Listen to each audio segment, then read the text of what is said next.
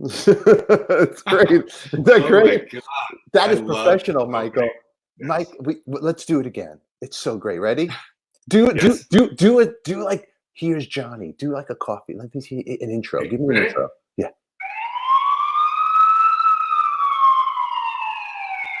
Good morning, world. Here's ADIKA.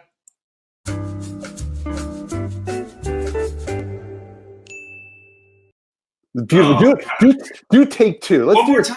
One more time. You know we're not live yet, right? We are. I don't know.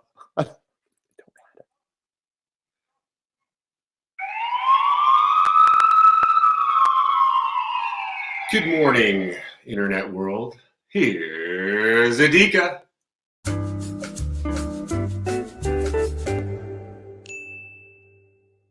Oh, Mazel. Welcome. What an intro. Mike, March 30th, 2020. It is Monday. It is 8:02 a.m.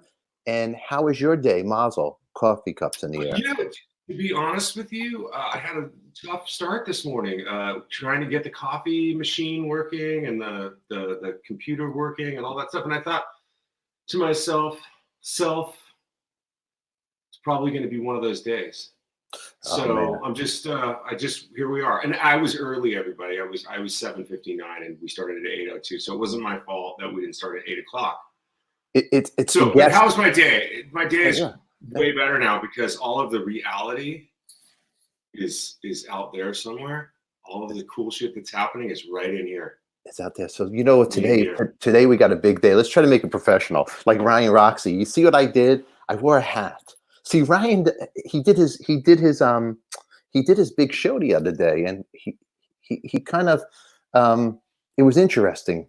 Did you watch it? It was good. The sound sounded good. Let me tell you what happened. I saw that he said, I'm going on in an hour. I saw the Instagram thing. So then when I went on like minutes later, like 10 minutes later, what I thought was live wasn't live. It was recorded. So I missed it. This whole thing. And then I got this text from him. I guess I missed you on my show. I didn't know if he was being sarcastic. I didn't know if he was like being sarcastic, and then I wrote, hey, I clicked a link, and then I was watching. It said live, but it wasn't live. It was like it rewinded. So you know what I mean. So I was watching you must have just finished to put it up, but it still said it was live on the whatever I was watching on like Facebook. So anyways, I don't know about this stuff, this internet stuff. Look over here. Look, you're a drummer. It says Brent Fitz, drummer for Slash, but that's not you. You're not that guy.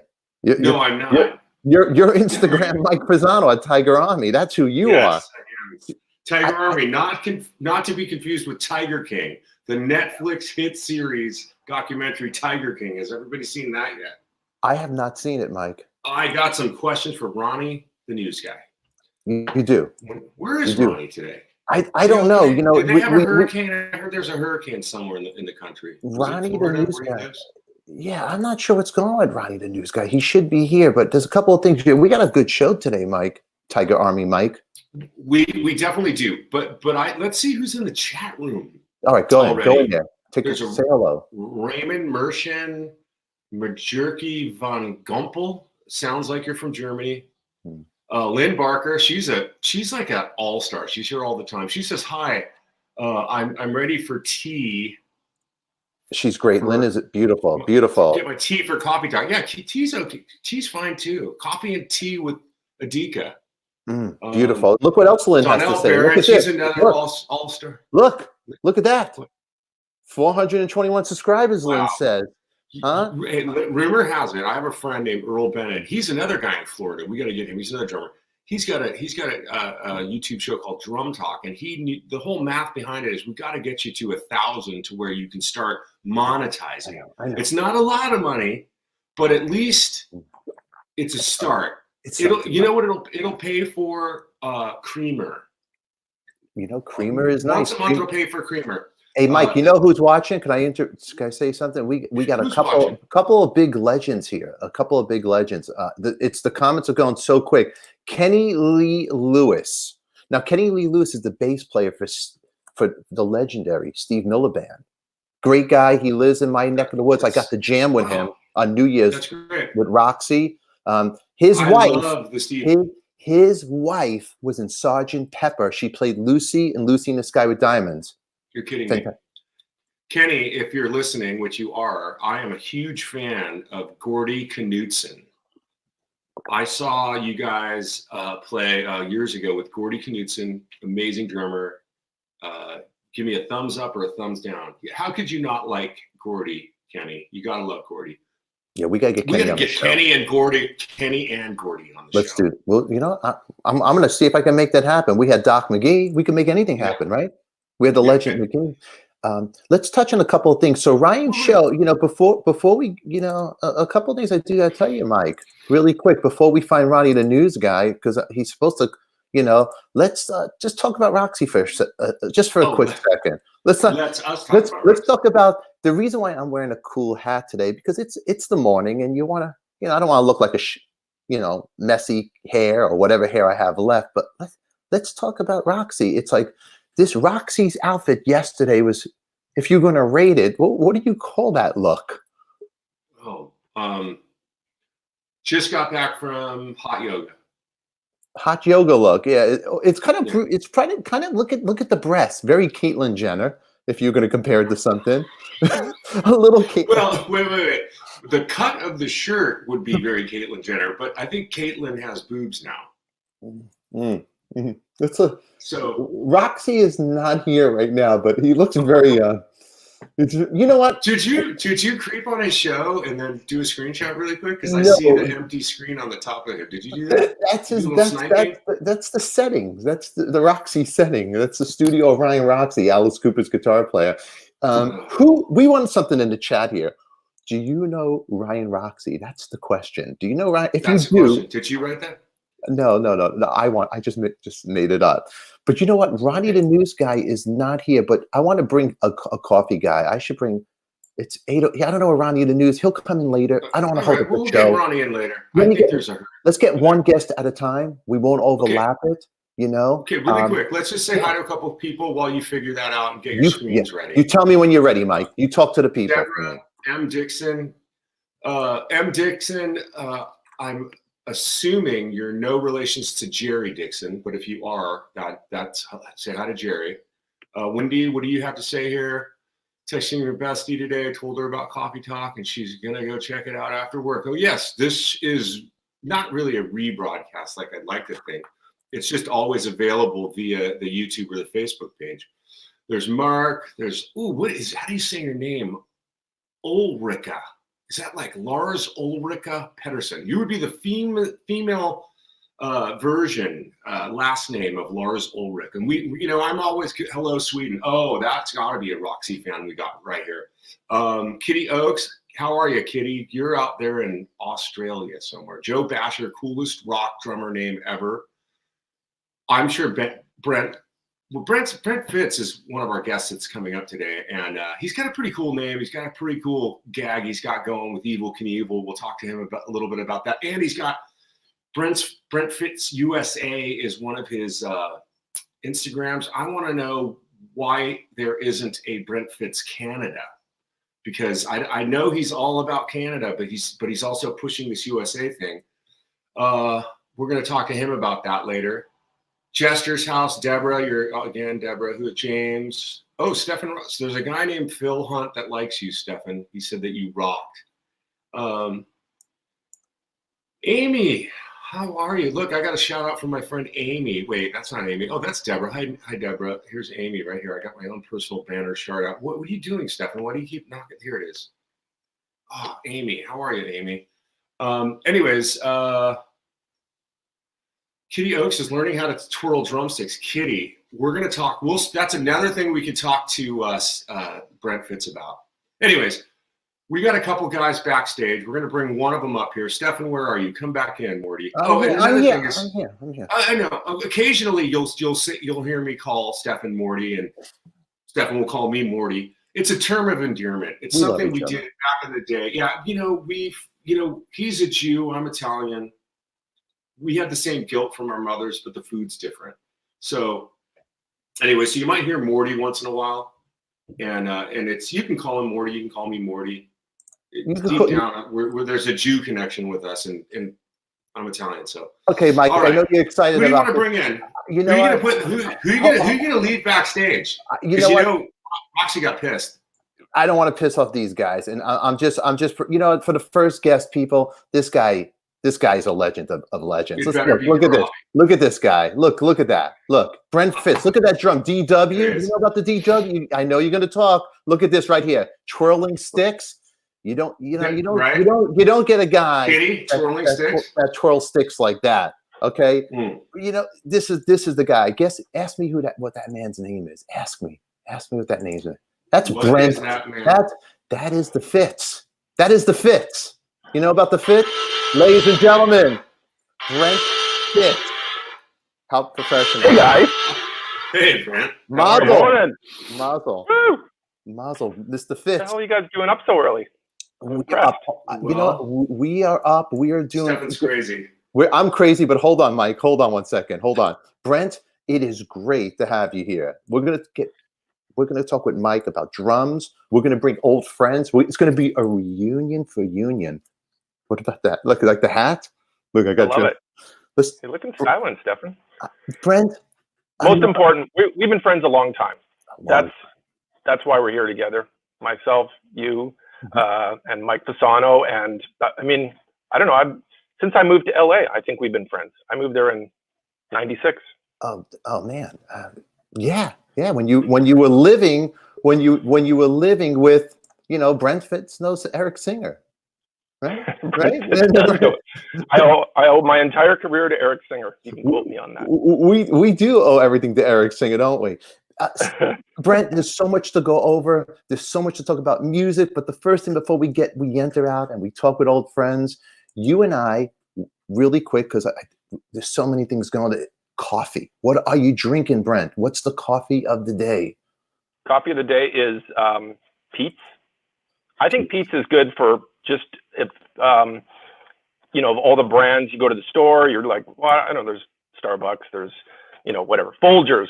I think Peet's makes the best you know, home drip coffee, and that's just my experience. So you're endorsing Peet's, huh? Are you grounding your own beans? Or are you being lazy? Yeah. Okay. Well, it sort of depends on what the situation is. If I'm at home, like yourself, and we're drinking our morning coffee, so I just go and get whole beans from, like, if you need to go to the store and get beans, and you don't have like a boutique coffee shop, you can go get some freshly roasted local beans or something. I just go to you know, grocery store, grab Peet's Major Dickinson's blend or the Big Bang or something, and then away we go. But get whole beans. I have a really good, you know, grinder. You can't do entry level grinders. If you spend like $40 on your grinder, it's not good. You know, I got real quick. There's a fan, really quick, and I don't usually take these requests really quick, but the guy is probably going to ask a big question here, and I just want to. You might know this guy because you're a DW guy, right? You play DW drums, yeah. So really quick, there's a guy that's going to ask probably a question. Let me just hold on really quick. Hi, this is John Corabi. John Corabi, hi. Hey, ADIKA. You know Brent Fitz? Amazing drummer. Before you guys go on real quick, I just need to know, who's Ryan Roxy? Do any of you guys know this Ryan Roxy guy? I'm still trying to figure out who he is. Brent, do you know who this Ryan Roxy guy is? I've heard of him. Yeah. You must have watched Doc's show last week, because he heard of him too, but he didn't know who he was. No. All right, well, I got to get back to work. Everybody stay inside. I got to make sure everybody's staying inside. Stay inside. Thank you, John. Thank you. Right. Mazel.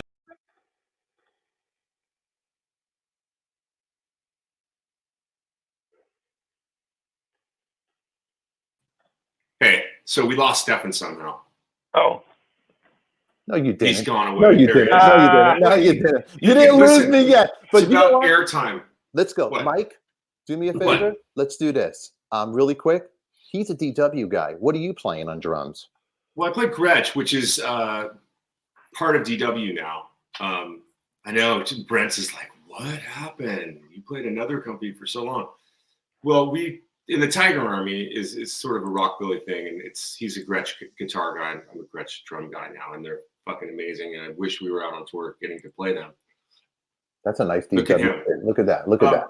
But wait, Brent, really quick, I want to talk about this expensive grinder. See, I have the old Krups grinder. Maybe it's like $20. Now I feel like I'm grinding improperly. Is there a brand grinder I should look for? Or should I Google that later? I mean, this show is coffee talk. This is the most that we've talked about coffee in 2 weeks. Yeah. Let's do this. I can give you the quick, fast version of get yourself in the game here. So Encore Baratza, that's the grinder you want. It's cheap. It's just over $100. Do not buy anything from Target. Buy it from, go to Amazon and buy like you want me to show you? Hold on. Yeah, just show us, Brent. Show us. This is good talk, Mike. You hear that? I like the name already.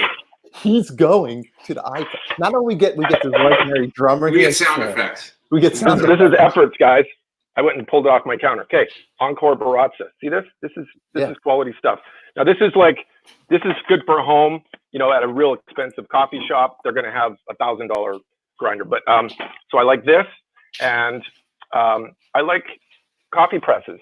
Look, this is all you need to spend to get.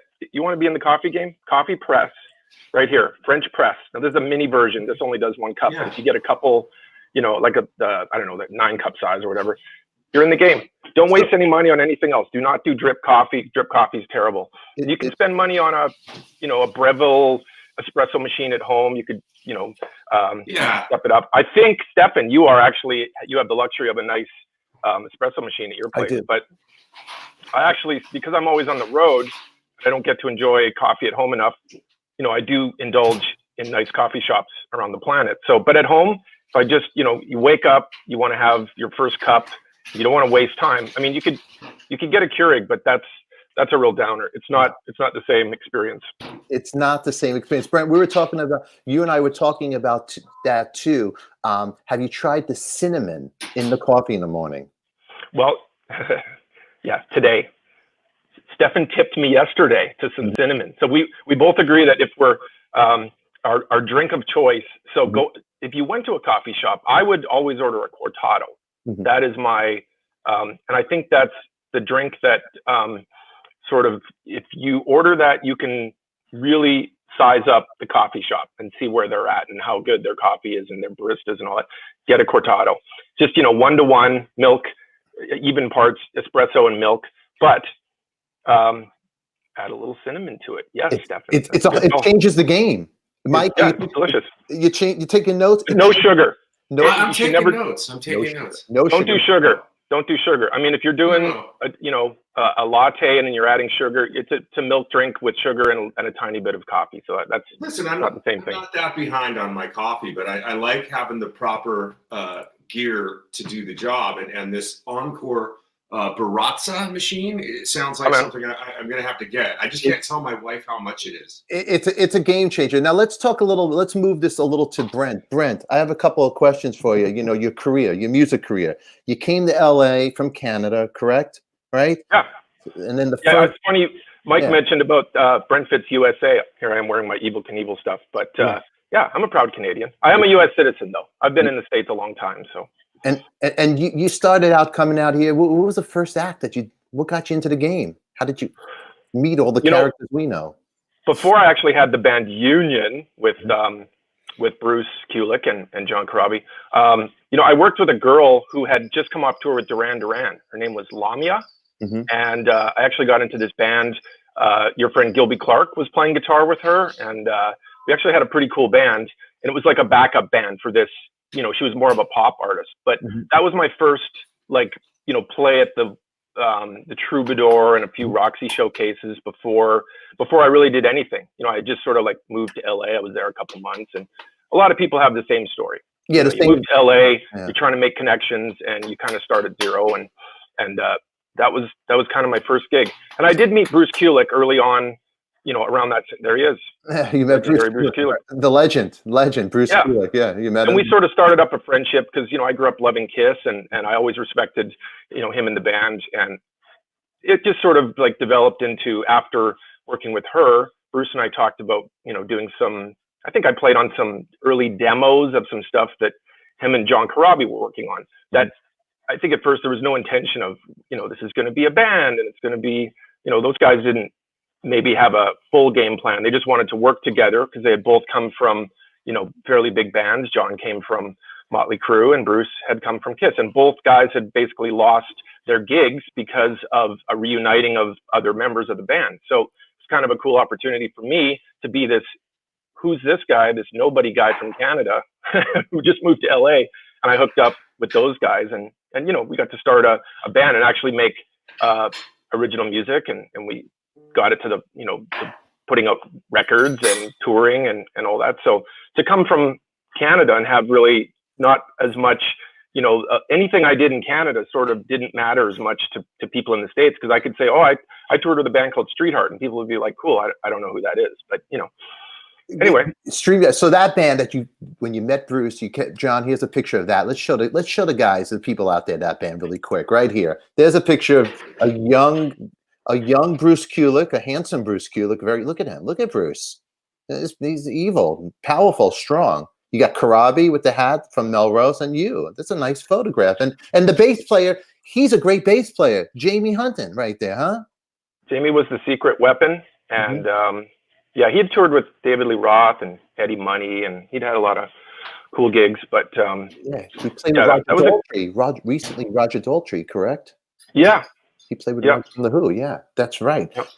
Yep. Union was actually a really cool band. The only problem was the singer. It's like the guy doesn't know what he's doing. The guy's all over the map, but the rhythm section was great. The guy, So anyway, I want to ask you, I got a couple of questions because there's somebody that couldn't be here today, okay? And unfortunately, he's a big star. So there's a mutual friend you and I know, okay? And really quick, Big Earl, Earl. Rumor has it. Earl, yeah, Earl. Earl, for people who don't know, he's a comedian, right? Earl's a comedian. And Earl's one of my best friends. He's one of your best friends. This is what Earl looked like when I met him. And believe it or not, he's related to the Kennedys. Look at that. Does he look like? Look at the hairline. It looked like a Kennedy. So he's a very handsome man. Then he got a makeover. Earl got a makeover because now he's a comedian. And supposedly, was he the best man at your wedding? Is this true? Absolutely true. So at your wedding, really quick question. Did he look like that, or did he cut his hair for your wedding and look like this? That's what I want to know. That's a more updated Earl. Which Earl? There's usually always a rat shirt or a hockey jersey, so that's accurate. Yeah, that's the guy at your wedding, right? That's him. Yeah. Okay. Earl, you're a very handsome, powerful guy. We love Earl. He couldn't be here today. He wanted me to ask you about your first Union show in Pasadena. I guess maybe because he was there. That was a long time ago. 98, I think. Hey, what gig was in Pasadena? What club did people play?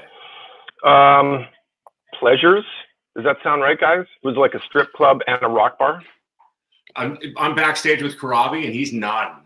And yeah, that sounds right. Strip bar. Yeah, I remember that place. You remember that one, right? Yeah. I mean, I know there was other cool places in Pasadena before I had moved to LA, which was what was the one that in the mid 80s that like even Motley Crue played there, and what was that called?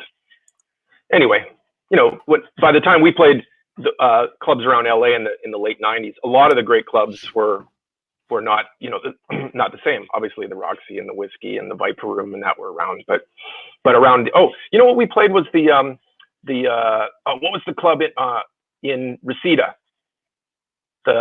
Not the Canyon Club, Country Club.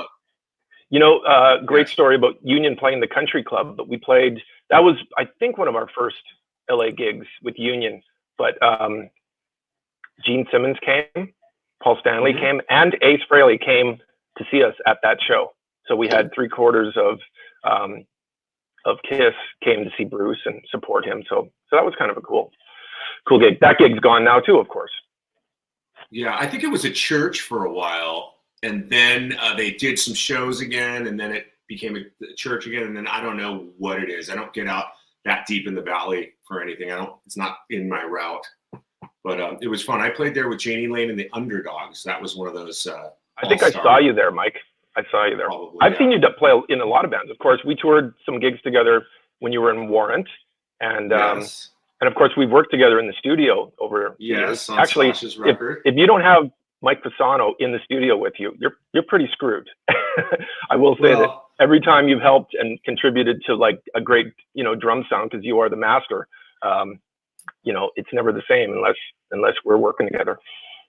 Well, it's fun. It's fun to work with you too. But you know, the greatest thing about you as a guy, just you're not a fucking egomaniac, and you play absolutely perfectly. I think you're the best.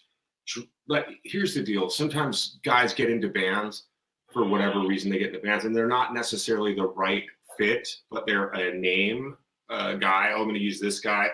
But you getting to work with Slash and be in that part of that project is amazing because you play perfectly. There, you have enough of the swing of this, which is so difficult, that Steven Adler swing. Yeah. And you have how Matt Sorum made things very solid with the GNR Use Your Illusion stuff, where he straightened stuff out.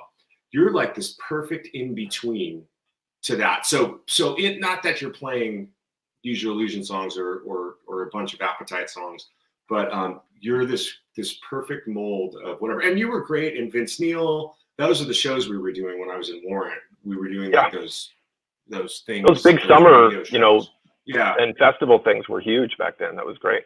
Well, I appreciate the compliments about you're proficient, Steven and Matt. Proficient. Yes, the proficient Steven drummer.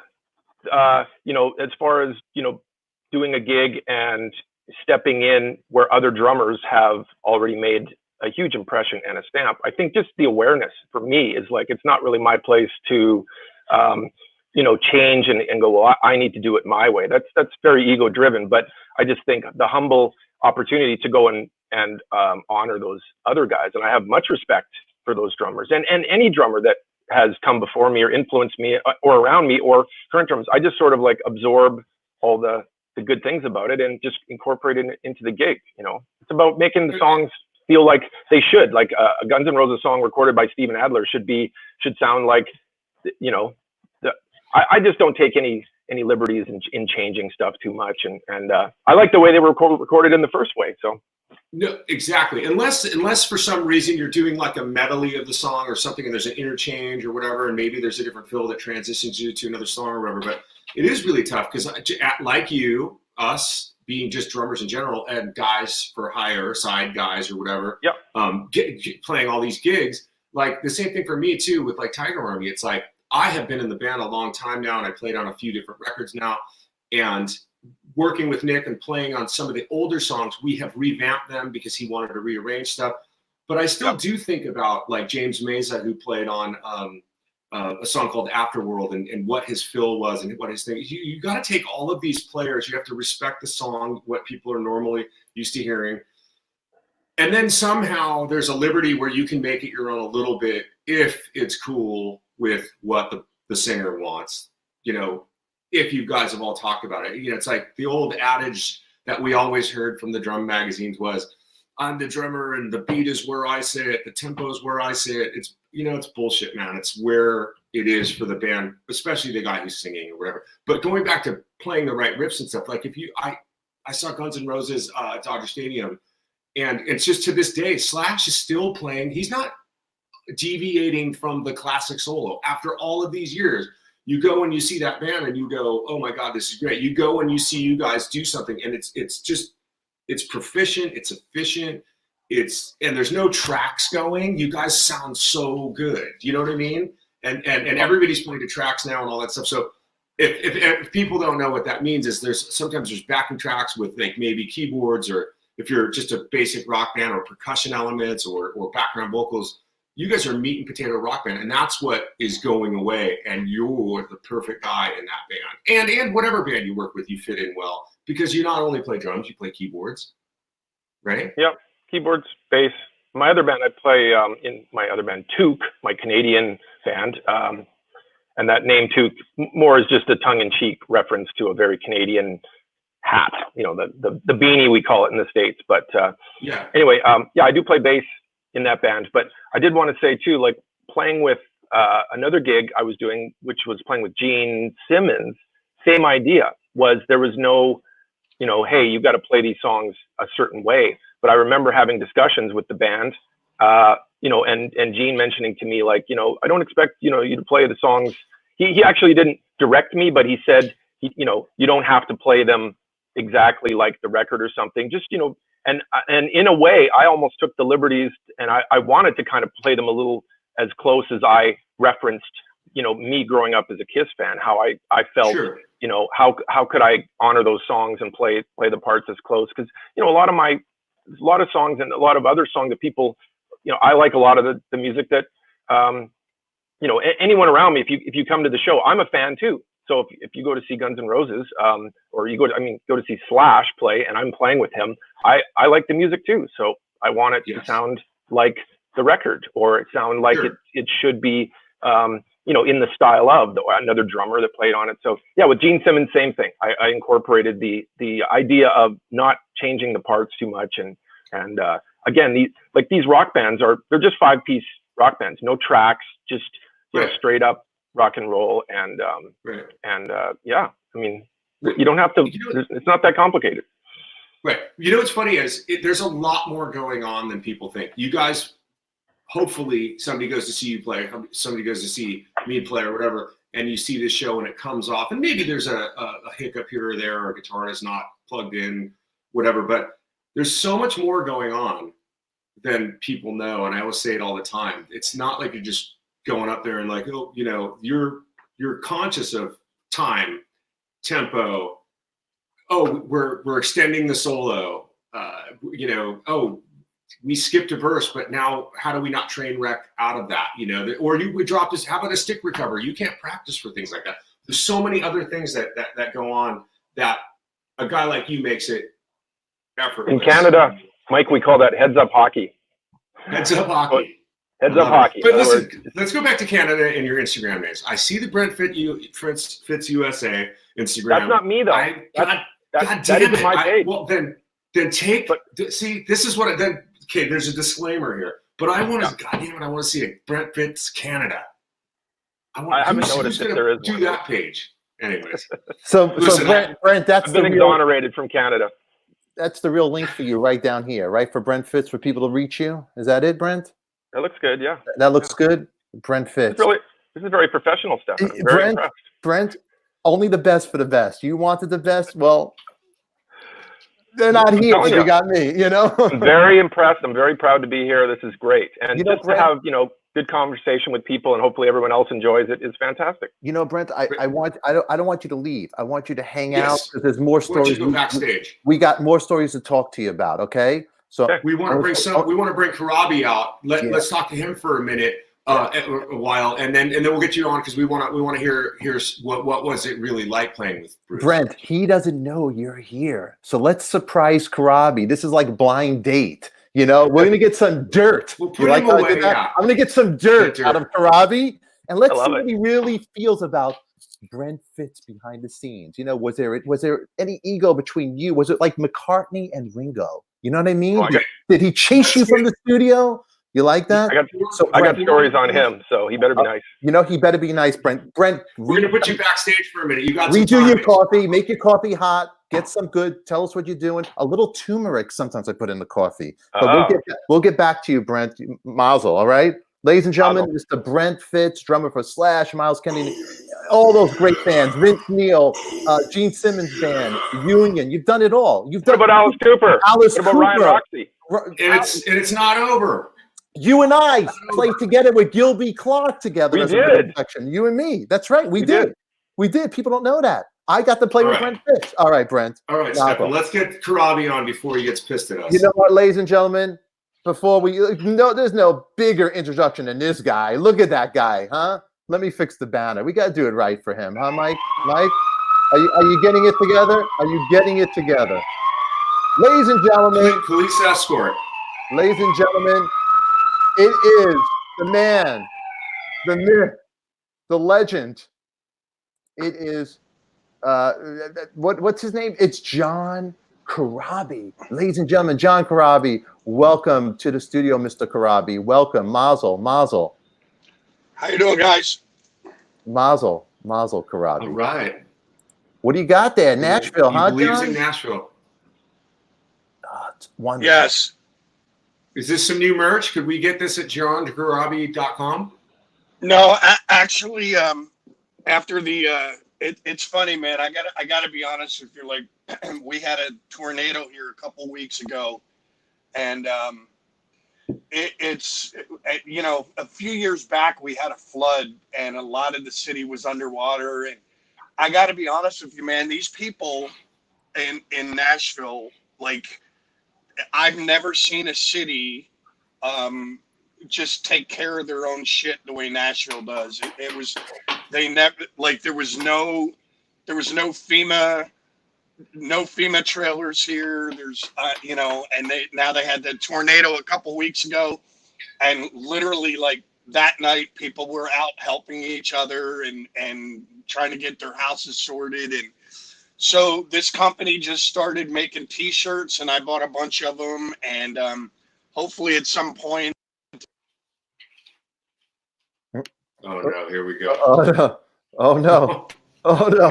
Oh no, Mike! Are you there? We're here. We're here, Corabi. Yeah, Are you okay? You weren't for a second. You're good. You're good, Corabi. We are good. We are good. We are here, Corabi. Corabi, we're with you. Can you guys hear me? Yeah. Yeah, we're all together now. Yeah. So you bought a bunch of t-shirts and go back to Brent. Brent's not there. Oh, don't worry about Brent. Don't worry. Michael Loyve, ladies. Here we go. Does it get any better? Right. Hold on. Oh, Does there he it is. get any better? It doesn't get any better. Big star. Big star. Big star. Can you hear me? I think the feed we gets got fucked you. up when Michael comes All on. right. I think so. Oh, there he is. Hey, Darling. John. Morning, John. Hey, darling. Michael John, Loyve, what are you doing? How you doing, huh? I'm right, so- I'm fucking fine. Forget about it over there. All right, So- get out of here, Michael. Get the hell out of here. Before we had technical issues with John Corabi and the Technical Issues, that's your new band, by the way. Yeah, there. John, you bought It's a bunch weird. of shirts. You know what it is? My phone does not ring all day until I do this fucking thing, and then everybody decides to fucking call me, and it keeps cutting me off the internet. You know what you could do? Go to airplane mode and keep the internet on, and then nobody will call you. They can just leave a message. I don't know technology. Whatever. Hey, hold on, All right. John. Let's go back to Nashville and tell us about that time. Come on, let's talk. So the shirts. You bought the shirts for charity? Yeah, I bought like a bunch of the shirts just to help support, and then I got a bunch of friends here. A couple of the guys here in my solo band. So once everything lightens up with the virus and all that stuff, I want to try and do maybe like a benefit show, and because I got friends that probably 8 or 10 friends that lost everything, their homes. I've got a few that lost businesses. Actually, the place where I recorded my live record, Basement East, it's gone. So I want to try and do a benefit show and help out a little bit. Yeah. That's great. That's amazing. So, John, is there think, a link? Is there a link or anything where we will put in here for those shirts? Anything like that? You know what, Stefan? I don't have it on me now, but I got a buddy that's got all the links for everything if anybody wants to donate. But you know, it's crazy. That's what I mean. Like, Nashville got hit with a double whammy. So we had the tornado, and then literally within 10 days or 2 weeks, we went from having like 0 cases of coronavirus to being one of the hot spots in America right now. So it's been crazy. So once everything lifts, you know what I mean, we'll see what the deal is. Yeah, no, I saw, and in your car, you posted a picture, which I don't have it on me, but your El Camino. What? Dude, I had the El Camino. It was my dad's car. My dad passed away in 2014. And so I got his car. I brought it down to Nashville. He lived up in New Jersey, and brought it down here. I invested a bunch of money into it. I put a new engine in it, new trans, tires, paint, new interior. Like I redid the whole car. And I don't know what happened, but maybe a couple weeks ago. It had been sitting because I was on tour. So I went out front, I started it, and I pulled it out of my driveway, turned it around, and backed it back into my driveway all the way into my yard. And I was literally sitting in the car, and I don't even know what I got out for. Luckily, I got out of the car, but I was sitting in the car, and I got out, and I walked into my kitchen, and the thing just exploded into a ball of flames. Like the entire car just literally went up in flames. So I don't know what happened there. I don't know if a fuel line broke or whatever, but it was, I had to have the fire department come and put the thing out and then tow it. It was a complete loss. So I mean, that car was all redone, right? You fixed it up. Yeah, the only thing on it that was original, I kid you not, was the windows. That was it. Everything else was brand new. I might have something here, John. Let's see. Yeah, Mike.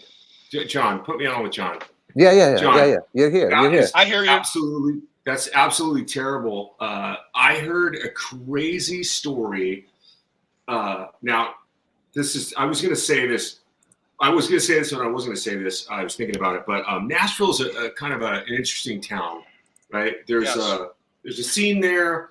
There's a group of, like in the music scene, it's a group of kind of a club.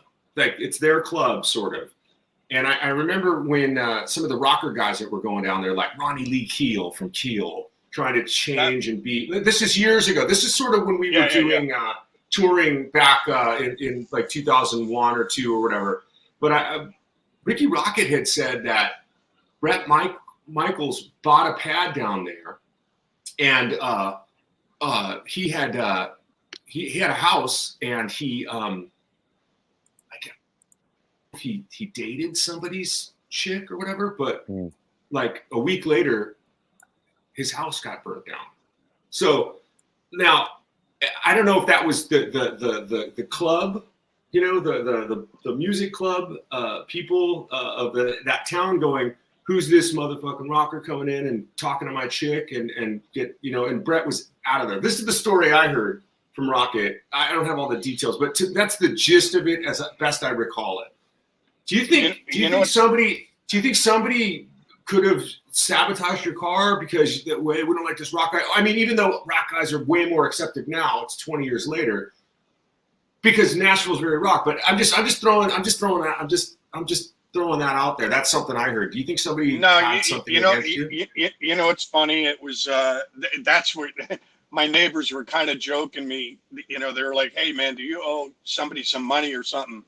Because my neighbor across the street, he saw the whole thing, and he's like, dude, that shit went up like De Niro in Casino. But the cool thing about Nashville, when I came out here a few times, actually, Stefan, I think you were with us. Stefan, did you do that? Were you with us when we played down at Destin, Florida for that golf tournament? Yes. Yeah, it was Mike. With Mike. I don't hear you, buddy. Yes. I don't hear you. Okay. So the guy, do you remember the guy that ran that tournament? A guy named Todd Armstrong. Yeah. He brought me out here. He also owned a publishing company. And I came out here a few times to write with other people, just like some of his artists. And, so I came out a few times, and it was just one of these weird places, man. Like, I just felt like people here were a little more apt to, belly up to a bar and just sit down and just start talking with you. Like, hey man, how you doing? Obviously you're a musician. Who do you play with? And, it was just weird. I fell in love with the city, and I moved here in like 2005 or 6. And it's weird since I've been here.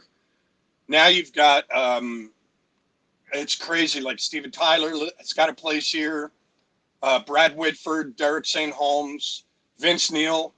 Mick Mars, Winger, the guys from Cinderella, the Nelson Brothers, Kid Rock. Like, it's just, there's a huge rock community here. So it's pretty cool. So the Nels, But as far as the car goes, I have no idea what happened to that. Yeah, it's crazy. Well, I'm glad you're okay, and that's just a crazy story. But there's a lot of rock in Nashville now. Nashville's been more rock for the last several to 10 years. So, yeah, I mean, the Black Keys are here, the Kings of Leon. It's just the community here is amazing. It's huge. Okay, you hear me, John? You got me now? Yeah, I hear you. I got you. Okay, perfect. John, okay, Mike.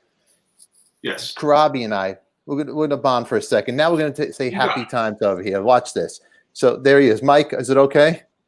Yeah, go on.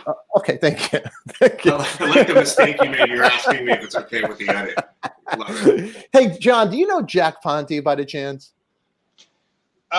No, I've we kind of swim in the same pond, you know what I mean? But I don't think I've ever met him. I'm not sure. You never met the guy. Okay. The guy he's hawking. Him and there's another guy. There's another guy that I've heard of, but I don't think I've ever met. Is Ryan Roxy? Yeah, dude. Jack and Roxy, they're kind of similar to each other. They got like the same personality. Jack's a friend of mine, and I just figured you might know him. He enjoys coffee talk, and I help the guy out. The guy is just going through something. He's just feeling, he enjoyment. So he has some questions. He wanted to know basically, what was it like to work with Brent Fitz? It's funny. Brent, I actually loved working with Brent. He's so fucking easy to get along with. He used to come and hang out with us when we were initially writing a lot of the stuff for the first record. And it was funny. Our producer at the time, Kurt Cuomo, was using a drum machine for a lot of the demos. And then we wrote this song called Old Man Wise. And it was kind of a complicated drum part.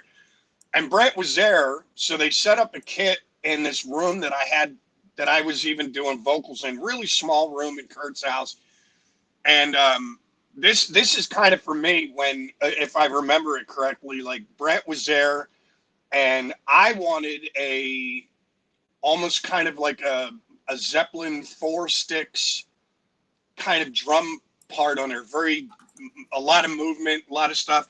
And couldn't really do it on the drum machine. So we had Brent go into the room, and he's like, yeah, I know what you're talking about. So he went in and he started playing, and we took a couple passes at it, and he just fucking knocked it out of the park. So at that point, I was talking to Bruce, and I go, we should just, because I met Brent through Bruce and this girl, this other girl, Lenita Erickson.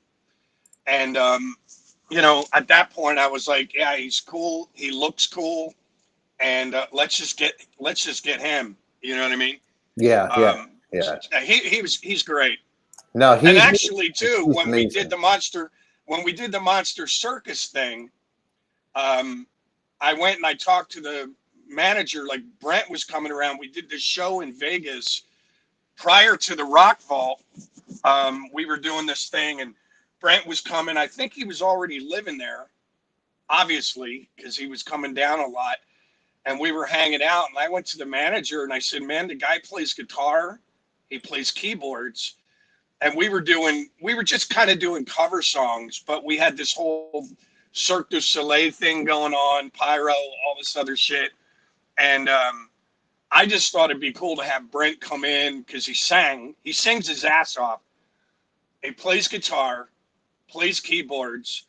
And I said, man, he'd be great. He'd be like a cool little secret weapon to have, and because we were doing like Dream On and all this other stuff. I said, let's just have Brent get involved in this thing. Yeah. So, and he wound up doing it with us. It was cool. No, Brent is excellent. He's a great drummer and solid. He's solid, good meter and all that stuff. You know, let's get attached. You know, because there's so much you and I could talk to. We go back. Let's talk about. Everybody asked me because everybody asked about you coming here, your stuff with the crew, your stuff with Scream. Afterwards, you were in Rat. You did all this stuff. You did the Dead Daisies. Now you got your solo career going on. But before we tap on that stuff, let's talk about the legendary, because people don't know behind the scenes. I didn't have a camera when we did the Eddie Van Halen backyard party. You and me, yes. Derek Sherinian. A lot of people don't know about this. Brian Tishy. It was Brian Tishy on drums. It was supposed to be Dover. Billy Idol was supposed to, and Dizzy Reed was there too. He was there. No. Dizzy. I don't know if Dizzy. I don't remember Dizzy being there. Sherinian was playing keys. Sherinian played because he was a big Eddie Van Halen. We had our band on Thursday nights at the Cat Club, the Starfuckers, and it was me and that. Remember, it was you and me. We played it the week before with Billy Idol. It was Tishy on drums. It was Eric Dover, and Dizzy was on keys, and then Sherinian played keys because Sherinian and Tishy were in the Billy Idol band. Yes, that's what happened. That's right. That's what. But we rehearsed at Eddie Van Halen's house the day before. Eddie was doing music. I guess it was like he was doing music for porn. A porn. It was porn. Yeah, it was porn. It was porn. And the funny thing is about the Eddie Van Halen story, we had to rehearse with him, and he had all the wine. It was like smoking loon. Remember those cases of it all over the place. Yeah, what the fuck was that called? It was John. Do you remember? Something loon. Something. And remember when my bass, I had my GMP bass and the intonation was off, and I handed him the bass, and I go, John, watch this. I'm going to have Eddie Van Halen fix my bass, and he took it from me. Do you remember? He was running to the piano, and I go, John, who would ever believe that I have Eddie Van Halen working on my bass right now? And he was running back. He'd hit the E string, he'd run into another room to the piano, come back, hit the A string, run. I go, do you need a tuner, Ed? And he goes to me, here. He was like a mad scientist. Dude, I don't know if you remember or not, but I mean that whole thing was so fucking surreal.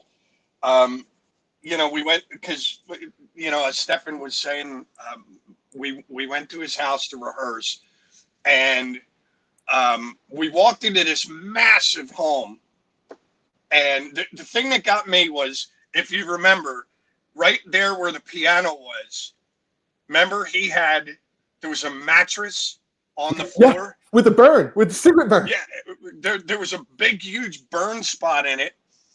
And, and I had met Eddie before, so I basically go, Ed, what's with the fucking mattress? And he's like, I go up to the studio, I work there all day, and, I have a little bit of wine, and I come in, and I can't make it up the steps, so I just crash here. And he said like 2 weeks prior, he fell asleep or some shit with a lit cigarette. The mattress caught on fire. And you remember what he said he did to put it out? He pissed on it. Oh, yeah. he pissed on it. And there's not a lot of footage. The show is running so smooth, but watch this. I don't know if I could do this, right? And screw this up. I'm going to try to do something right now and show a little bit of our Eddie Van Halen a good time. Let's see if I could do this, John. There it is. I got it right there. Look at that. That is the backyard. Is there sound on there? Eddie, can you hear that? Or there's no sound? There I am with the blue shirt. There's young Corabi, blue shirt. Tishy. There you are, John. That was great. That was funny. Is there sound on that, John, or no? I don't hear anything. But... Okay. So the people can hear. It's probably for copywriting. This is Jump. We're playing Jump. But you go on YouTube and watch this Eddie Van Halen backyard party. There's Sherinian, Derek Sherinian on keyboards, Eric Dover, Brian Tishy on the drums.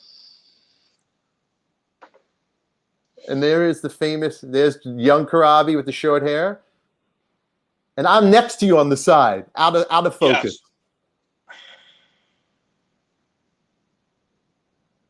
He said he was going to give us those amps. Remember? He said he was going to give everybody in the band the Eddie Van Halen amps. We never took it up. Derek, great dude. Derek Sherinian was losing his mind on that. Do you remember, Stefan? Do you remember? I gotta. I don't hear any sound on it. No, there's no sound on it, but you could talk over it. It was funny. Do you remember when Eddie came out? He had that shirt on, and he had the shirt and the jeans, and he had that pair of boots. His toes. And the whole top was sticking off. It was like gone. It was like a hobo. He had duct tape on one side, and then on the other side, there was no tape. It was just the whole top of his boot was just missing, so you could see his feet. And I was looking at his shoe, and it's funny. I don't know if I ever told you this. You know that there was a guy that was kind of, I guess, tour managing him. The guy that was kept running and getting him the wine and his cigarettes and shit. And I had his phone number. When we got done doing that, I called him and I said, "Hey man, I got something for you.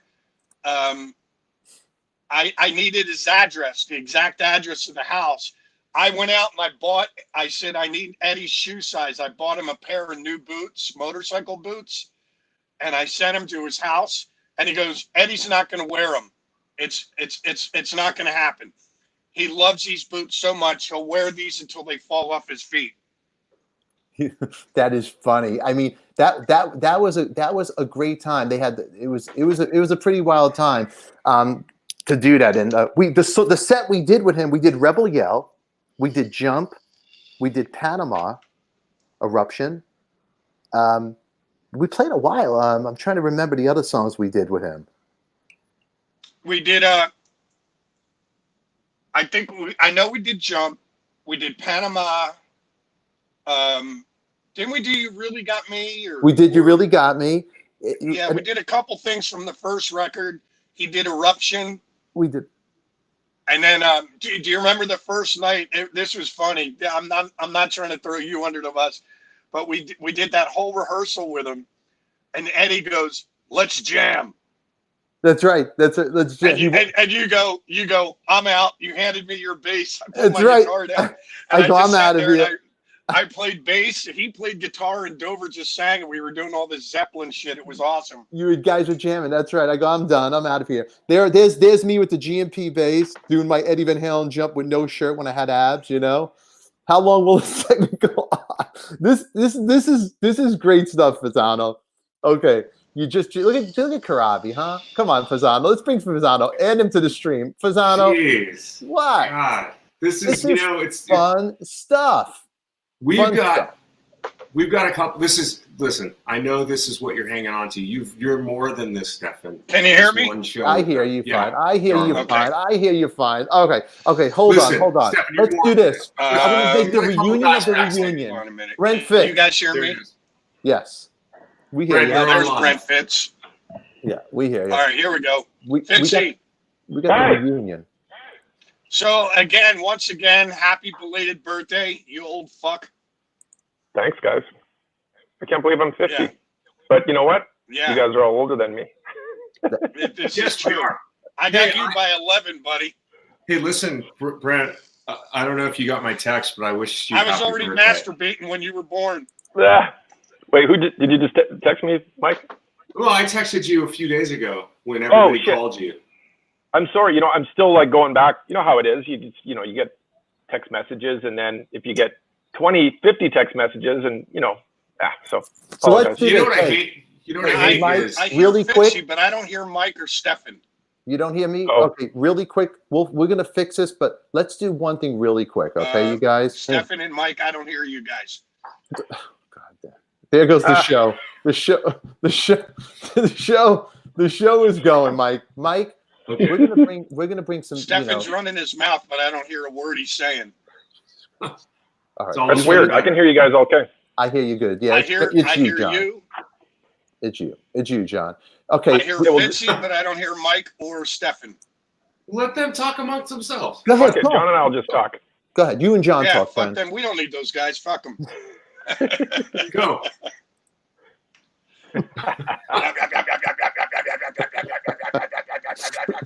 Brent, can you do me a favor? Yeah. You interview John. Interview John. Okay, Yeah. so, well, I just wanted to say, you know, we started together in a band in Los Angeles, but we both separated to, you're in Nashville and I'm in Las Vegas. And we both sort of enjoyed not being in LA. And interesting that, you know, our band started there, but our paths are we're still good friends. We still stay in touch and we've, you know, done gigs together and whatnot. But it's funny how I've got a Vegas thing going on, you've got a Nashville, and although we did do Monster Circus together in Vegas, so Yes. maybe it's time we do something in Nashville together. Who knows? Well, you know, to be honest with you, I would love. I know a lot of people are talking about it, and I would love, you know, when you have some time, and hopefully Mr. Kulik has some time, and Jamie just started coming out of the woodwork, and he's been texting me, and we've been talking back and forth a little bit on Messenger. I know a lot of. There he is. Yeah, there it is. I think I would love to sit down and rehearse for a little bit, and then maybe go out and do some shows, do some union shows. I think that'd be fun. I think if we did something, I think we should just, without making some announcement or anything, but, you know, when we both played together on the Kiss cruise, I guess 2 years ago now, well, the last, not the recent one, but the one before. Anyway, when you were with the Dead Daisies and I was playing with Bruce, and Yes. and I remember, because the three of us were together, I kind of thought this would be really cool to just do something impromptu and not put too much thought into the whole expectation of it, but just to get together. And that's what it's all about, is just celebrate that we all like each other, and we already made some great music together, and we could do, you know, something that doesn't have any pressure of, you know, oh, this is now going to be a thing that we, you know, are expected to go out on the road and make it into a full, you know, touring album cycle kind of band. But I think just, you know, hey, this is a good time. The world is in a very crazy place. And Yeah. it's almost, there's no excuse for people, even through distance and, you know, and technology, to not, you know, be creative and just have some fun and play some songs together. So yeah, we should do that. Yeah. Sounds like a great idea. I know I talked to Bruce about it before, and you know, he said he'd be. I said it would have to be all four original members: Jamie, you, me, and Bruce. I agree. And I agree 100%. I don't really want to do it. I don't want to do a record, but I just think that it'd be cool to just go out and maybe do like a few weeks worth of shows, or go over to Europe. For some apparent reason, I have, like, you know, for me anyway, it's like I do records and I do records, and they don't fucking do shit when they come out. But then, like 10 years later, 15 years later, everybody's like, "Oh man, Union," you know, and I'm like, "Where were you in 1998?" But yeah, greatest band nobody's heard of. Yeah, but you know, it's funny. Everybody now, like, and I know even the Monsters of Rock cruise people talk to me about possibly doing just maybe one show or something on the boat, or two shows. And so we're not putting it out there, but you know, it really, like I tell everybody, it really kind of depends on everybody's schedule. But I wouldn't be against it. You know what? I gotta say one thing. Hey, wait, before Mitch Lafon comes in here and tries to take Don't this for hear his you, show, Stefan. I can't hear you. Hold on one show. Let's fix the sound for you, first of all. Mitch Lafon, All are right. you there? Mitch Lafon, speak. Oh, hey, look at that. I'm here. Sorry, I wasn't paying attention. Look, So I've got a Union Live poster right there signed by all the boys. I hear Brent and I hear Mitch Lafon, but I don't hear you, ADIKA. Well, consider yourself blessed. How you doing, buddy? Where's Mitch? He threw me out, the bugger. Let's get Mitch in here. Okay. Hey, Okay. boys, Mitch how are you? Lafon, the famous Mitch Lafon. Hold No, on. Mitch, no, you can hear me you okay? have no sound, Stefan. None. You can hear me, Mitch, right? I can hear You you don't need to hear fine. Stefan. Okay. All right. Mitch, What's take it important now- over. Ask some questions. Let's get this rocking and this Now rolling. we got okay? now we got more this Canadians is- here. Well, that's great, but this is such a Jew thing to do. He gets us all on and lets us do the work now. You know what I mean? I'm just saying. Well, yeah, we do all the heavy lifting, but you were just talking now I about. lost Mitch. No, I'm here. What? I'm over here. Can you hear me, Brent? What's up, John? Are you? I can hear you guys fine. I don't. I don't know what happened. I hear. You're the only one I hear, Brent. Well, that's Well, that weird. sucks. I don't. Because I'm right I don't here. hear the rest of the Honest guys. That So is- translate the question. Can you hear me, John? Can you hear me, John? That is It's so like weird. a, Okay. Let's do this really quick. Brent, John, shh. Oh, now I got it. Here's what we're going to do. Here's what we're going to do. I have Bruce Kulick coming on the show tomorrow. Okay? Okay. If you guys want, I'm going to have a conversation with him about this. I also been speaking with Jamie, the bass player. I can help you guys. This is what I do, everybody. This is what I do. I help people. Right here, I'm going to make Union Reunion. Remember. And you guys out there, you heard it from me. Okay? Are you guys, if I can make this happen, Brent, John, do you accept? Would you accept a reunion for Union? Yeah, I would do some shows. Brent? But am I answering to like we're going to be on your show, Stefan, and now we're going to tour? Yeah. If I can make it happen, you got to come here first. Breaking news starts here before Mitch Lafon. Deal? I'll tell you what I want to do is I just love this platform, Stefan. I think your coffee talk is fantastic. So it's just a bunch of friends. We've all known each other. I've known Mitch, I've known Mike, I've known Stefan, I've known John. You guys a long time. And if we can just have this, our own coffee talk become a little opportunity for other people to enjoy it, cool. So let's get Jamie. Let's get let's see if Let's do it. That sounds like fun. I'm going to reach out to Jamie and get him on the show, and we're going to schedule a reunion on Coffee Talk. Let's start there. How's that sound? I love it. What is Jamie doing these days? He's living in Hawaii. But is he playing? Is he just? These are questions, Mitch. You will wait for part 2. Right now, enjoy part 1. Do you have a question for Brent, John, or Mike Fasano? Speak, my friend. I will speak. All right, I'll go to Brent first. Do you see? Now I don't hear. Now I don't hear Mitch. Don't worry, he's not asking you a question, John. Let him talk to Brent. All right. I'll ask this to Brent. You've done the Kiss Cruise stuff. Do you see yourself taking that back? But there's no more Brent. There I am. I wanted to put him next to you. There he is. There's Brent. All right. Do you see yourself bringing the Bruce band or the Kiss Cruise band to shores and maybe playing a couple of dates either locally or recording a song or a single, a Spotify thing? Yeah, sure. It's a great band. I don't see why we couldn't. I love playing with Bruce. We have a long history working together. And I think it's, like Todd Kearns and Zach Throne, 2 of my favorite singers. It's a pretty deadly band. So, it just sort of remains to be seen how we approach that. But I think those cruises, there's the band right there. Those cruises have sort of given us a real, what's cool is that, on a cruise ship, you perform and nobody's cell phones work. And then a couple of weeks later, people who, are at the actual gig on a cruise ship, they post the footage later on YouTube or something. And then it sort of lives online and it becomes a little bit more of a viral thing after you've done the gig. And we've actually had I think we've done 4 cruises now, 4 or 5.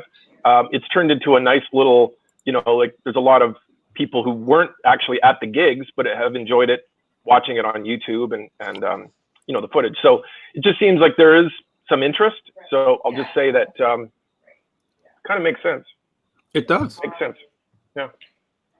Love to. There's a lot of things I'm doing that I would love to do that just all seem to make sense. I mean, I've been working with Slash for a long time. We've put out a lot of great music together, and my band Took has already 2 records, and that has a lot of momentum, and that's been really, really great. That, of course, with Todd Kearns and Corey Churko and Shane Gallus, and then the Bruce Kulick band, which, you know, other than doing cruises, we've been just having a lot of momentum and people digging that. So it's crazy, man. All these good things I've been doing are kind of, you know, all been, I guess, a little bit of not accidental, but they've all sort of fallen into place where, you know, they're just good things. And to go back to Union for a second, you know, we never broke up. Right, John? We never broke up. We just sort of all started to do other gigs and had a little momentum in other, you know, places. But it's not like we just decided, you know, we don't like each other or we don't want to tour together. It just became where we got busy doing other things. Mm-hmm. So I never like to think that if something, we never broke up. So why couldn't we say that, you know, we're open to play music together and do something new and see what happens. Yeah. More questions, Mr. ADIKA? Or Go ahead. I'll give you one two more, more Mitch. questions. One more. Come on. You're doing good, Mitch. I'm doing good. All right. So You're let me getting the hang of it, Mitch. I can hear everybody now.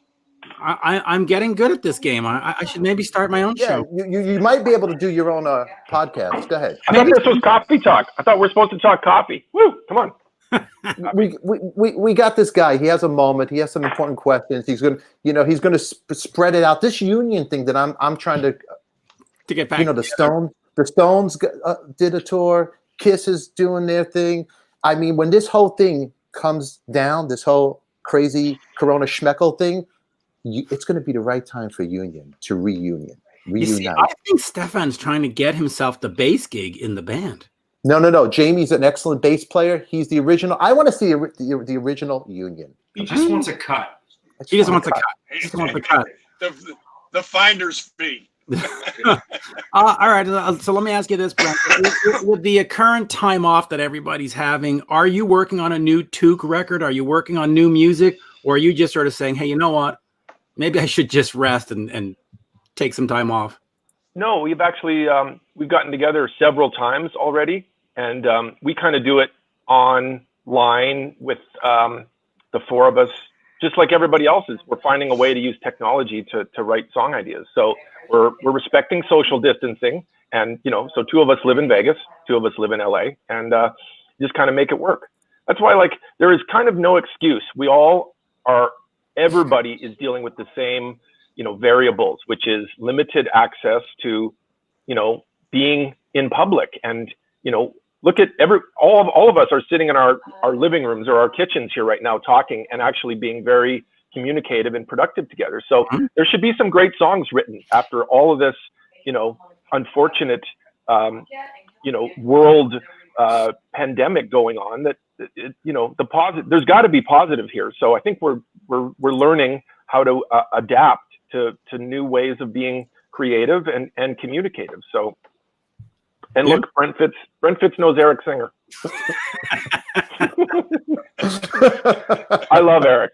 If I can say, I don't know if Eric, all I can say is, and Eric's not here right now, but if there's anybody that's been a dear friend and has looked out for me, who's a fellow drummer, and I respect as a, you know, just a guy with good advice and had a very, very successful navigated career in a tough business, it's Eric. And I'm going to brag about him because he's not here, but I love the guy. True that. Yeah, Mr. Eric Singer, we love you. You know, it's funny, when I first moved to LA, Eric was one of the first people that I met, because he used to get his hair cut at a place called Joey's Hair Fantasy on Sunset Boulevard, and my wife Valerie used to work there. And Eric actually helped me get an audition. Probably 1986, whenever Quiet Riot did their third record. Eric got me an audition for Quiet Riot. There you go. Yeah. I mean, the idea of working in the music business, it's people and opportunity. And, you know, a band is a group of people, and this podcast, this talk show, it's people. You know, we're all doing things together, and we all have to, like, kind of work together. And, you're right. You do got. And now, Brent, John, let's share this with the stage with Mike Oive. Crazy Kiss fan is here. Mike, Crazy Kiss fan. How are you doing, Mike? How are you doing? I'm doing, awesome. Mike? Do you have a question? Do you have a question for these two legends that we have on the screen here? Not Mitch Lafon. I actually want to rewind back to what John was talking about his car. Hey, brother, I want to tell you a story that happened to me. Anytime when your car was outside, did it get exposed to water or anything that you know of? Of course. See? Well, no. The reason rained on. But I mean, it didn't get any water. And the reason I'm asking, I had a BMW.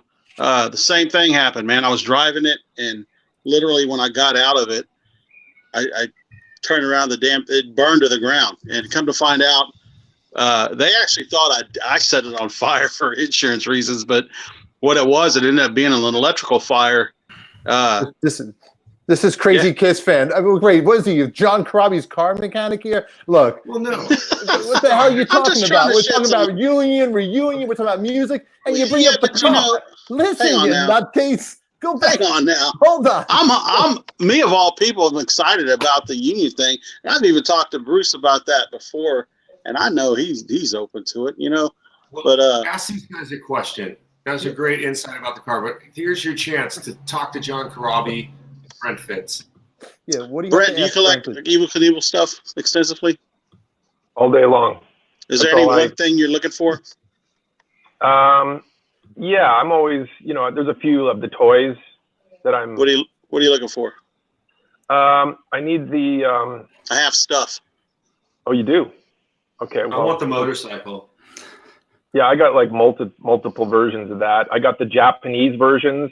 Those are hard to find. When I go to Japan, I search out. There's an eBay in Japan, and we can't buy from eBay Japan in America. You actually have to have somebody who you know that actually lives in Japan. So I'm crazy Evel Knievel collector. I mean, it's no different than Crazy Kiss fan. It's the same era. You think about, I'm 50 years old. So 1977, if we put that time frame of when I really started to collect things, it would be Kiss, Star Wars, Evel Knievel. I mean, that's the product of the late 70s of, the things that influenced me. So I don't think I'm the only Evel Knievel fanatic, that's 50 years old.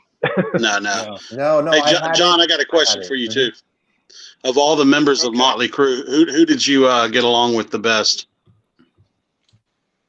Well, now it's Mick. Mick's the only one that I talk to.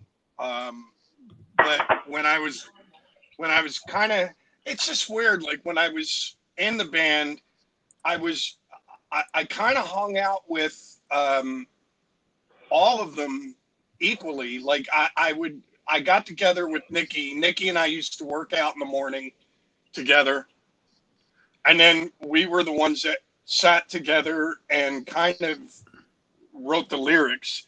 So I hung out with him a lot. I actually was going through a divorce at the time, so I was renting Mick's guest house from him. So I lived with Mick. I worked out with Nikki, but as far as going out socially, I was usually always with Tommy. John, Michael Dixon's watching, right? Yes. I love it. What is that with you guys? He'll know what that means. Okay, that's great. Okay, let's do this now. Let's go. Okay, Crazy Kiss fan, we'll put you over here for a second. We'll put you there. Let's go to the questions right here for 1 second, you guys. Okay, Mitch Lafon, hold on a second. Okay, I'm gonna put you right back here. I'm gonna bring you right back, Mitch Lafon. Mike Fasano, do me a favor. Let's go to the questions, because everybody on the chat is going crazy. They want to speak to these guys. They're asking, are we reading the questions? Mike, let's go through the questions over here. We got over here the first guy, Mike, right here. I'm going to put this question. We got James Allsworth. He says, hey, dude. We got over here Bruce Kulick, the other toxic twin, Tommy and Crab. Look right there, huh? We got Bruce Kulick writing. Bruce, I have to talk to you. And I might have a business proposition. We might have a reunion for union if you're up to it. Okay, from Jew to Jew, you know what to do. All right, let's see what else we got over here. Any questions here, everybody? Let's see. We got Diane. You helping me, Mike? Thank you, Mike. Thank you. Haha. Kind of like every time Krabby tells me to shut up, haven't listened to him yet. LOL. That's not a question. Here, right here's a question, John. Right here. Let's get this one. The thing is, the stream is going so crazy because everybody, it's not showing the questions. I saw that come in. Hold on. Boom. There it is. There it is. Question for John. John, when can we hear your new album? I'm actually seeing them here when you single them out. So yeah, that's what I'm actually working on it right now with I'm actually working on the record right now with Marty Fredrickson. Obviously this coronavirus quarantining, social distancing thing, it kind of put me, you know, it's kind of holding things up a little bit. But I'm hoping that I get it done this year, you know what I mean? So I could get it out. You know what I mean? But I'm really excited about it. It's cool. It's going to be awesome. Just old school 70s rock record. And I'm really, really, really excited about it. But soon. All right. Here's another question, John. Who is Heavy D from the first Union CD? From Bruce Kulick. That's a good question. Actually, Heavy D, if you go back and listen to the lyrics, I had a couple of friends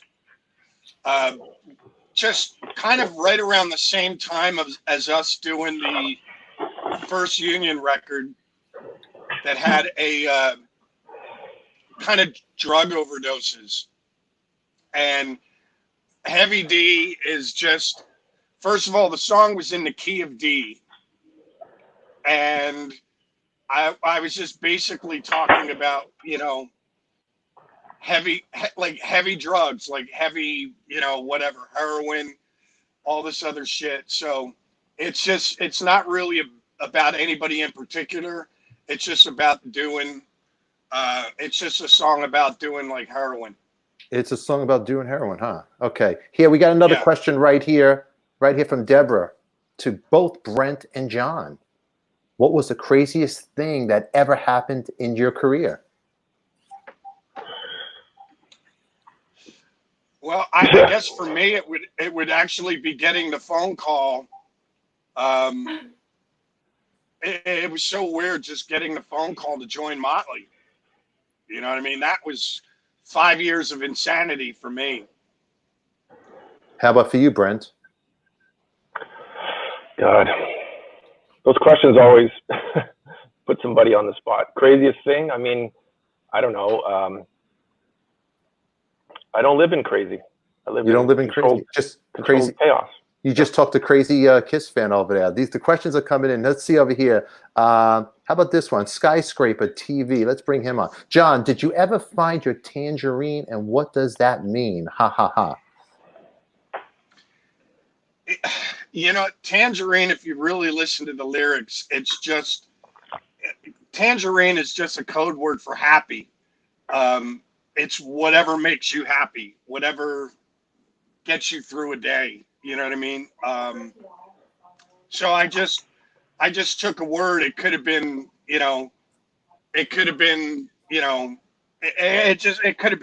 It could have been dog. It could have been, you know, whatever. And so tangerine, I don't even remember why I picked that word, but it was just a code word for whatever makes you happy. Here we got over here. Yukia Jones. Question to John: are there any guest musicians? Can't even see over here. Can you read that, Brent? Cooperate for your new album. Cooperate for your new album. Okay. There you go. I've actually, I'm hoping. I've actually talked with a few friends. I've talked with, you know, I mean, the idea is I would love to have my son obviously play a few songs on drums. I'd love to have like, you know, guys like Brent or Bruce Kulick. I've actually talked with Richard Fortis about maybe playing some solos, Doug Aldridge. So I just want to have, and then obviously Jeremy and Phil, who Brent played with Gene Simmons. Who are in your did you do band the as Ace well. Yeah, did you actually do any shows with them with Ace? No, I had to go back and play with, we were finishing a Slash record and we went on tour, and then those guys went out with Ace, and yeah, but they've been your band for a long time too. Those are all great musicians. Like, Nashville is such a hotbed for killer players. So, I mean, you could just go to a studio and say, okay, I'm recording today, and I know, John, you could call 5 guys really quick and they would be like just amazing. Yeah. I actually reached out to, you know, Audley Freed lives here. He played with He's the amazing. Black Crowes, Frampton. He actually played on some of my demos for me. Steve Cropper, who Stefan and I met when we did that thing in Florida. Steve and I actually became very good friends. So I would love to have some other people just come and play. I've actually reached out, whether or not they do it or not, but I actually reached out to Brian May and Neil Sean about doing some guitar work as well. So we'll see. I don't know. You know, I just want to have some, you know, for each song. Like I have a song that is very, it's heavy, but it's poppy. And I would love to have Brian May do like a killer Queen guitar solo on it. So, yeah, you should definitely have have an up and coming guitar player on your record, like Brian May.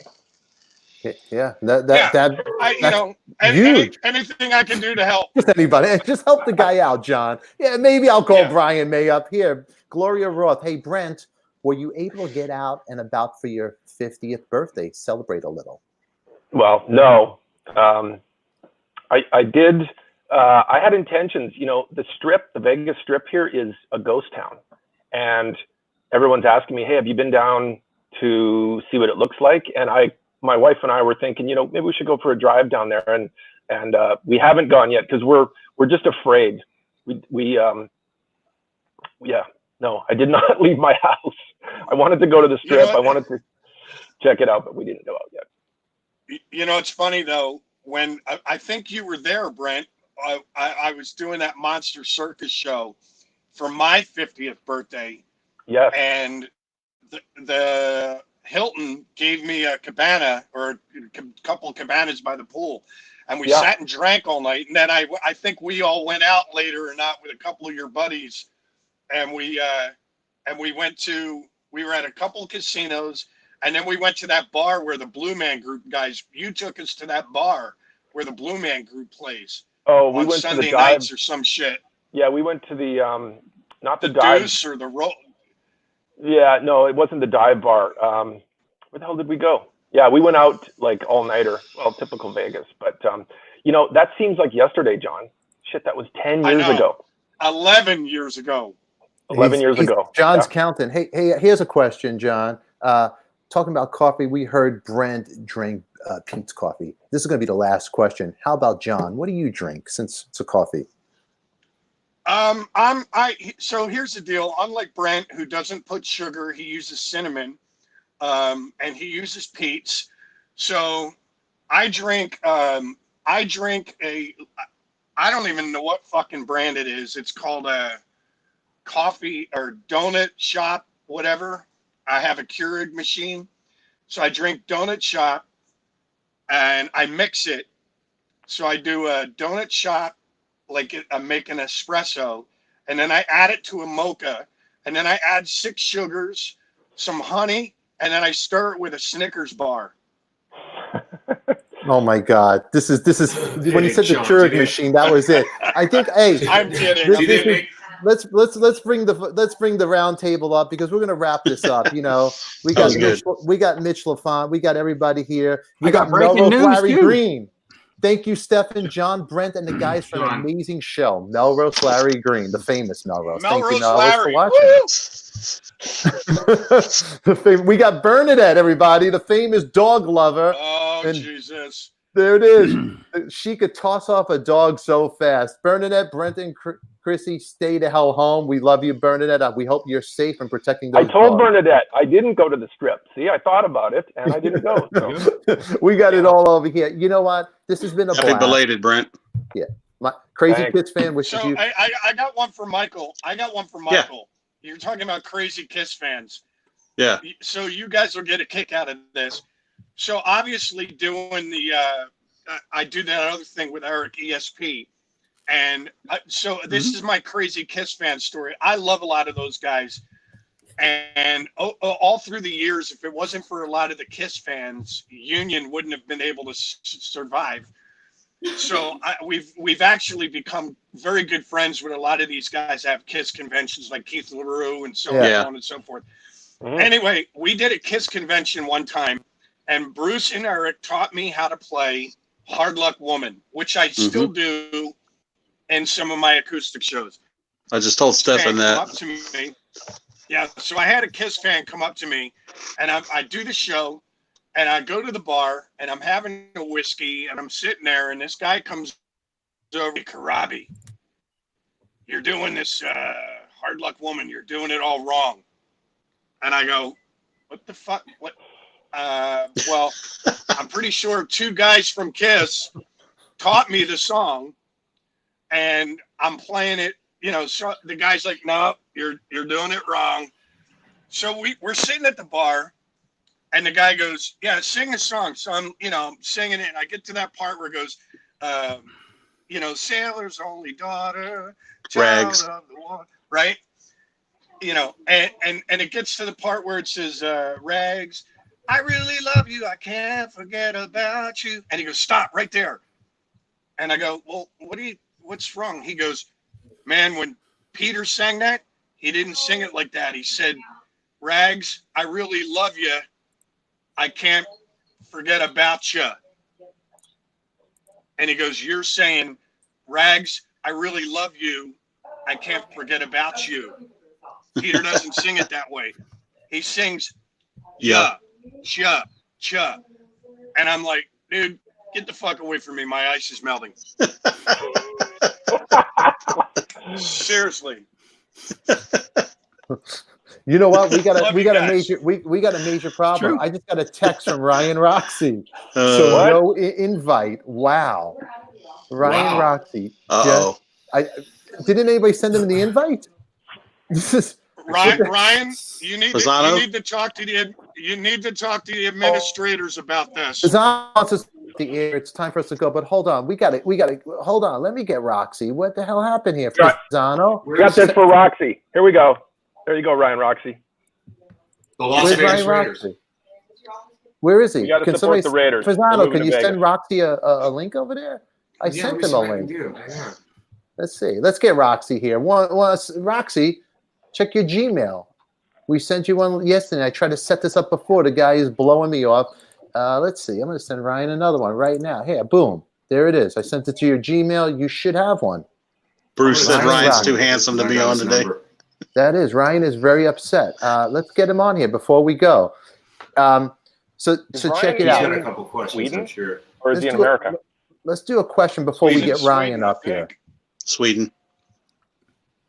Okay. Is he in Really quick. Stockholm? Okay, really quick, guys. Good morning, Roxy. Where is Ryan Roxy? I don't even know where the hell he is. I got to thank Vic. He's doing the great graphics for us today. I have no clue where Roxy is. We sent him a thing. But you know what, guys? I don't know. I don't know where Roxy is. He's pissed. He's upset. He missed the breaking news for the reunion for Union, right? We're going to make this happen. I guess right now we're going to get out of here, everybody. It's been great. Hey, John, where can everybody reach you? They need to speak to you, find your music. I'm on Facebook, Instagram, jcorabi59, and johncorabimusic.com. Yeah. Okay, perfect. And then let's see, Brent, how about you, my man? Where could everybody get you? And Here's my home phone number, 702. Just give them right here. Give them your home phone number. Here. Come on. Derek St. Holmes, Brad Whitford you played with. Come on. You played with Gene Simmons. Come on, you did it all. The Gene Simmons cruise band, the BK cruise band, everything. What else don't you do, Brent? That's a lot of great guitar players. How about Brad Whitford? Oh my God. You know Coffee.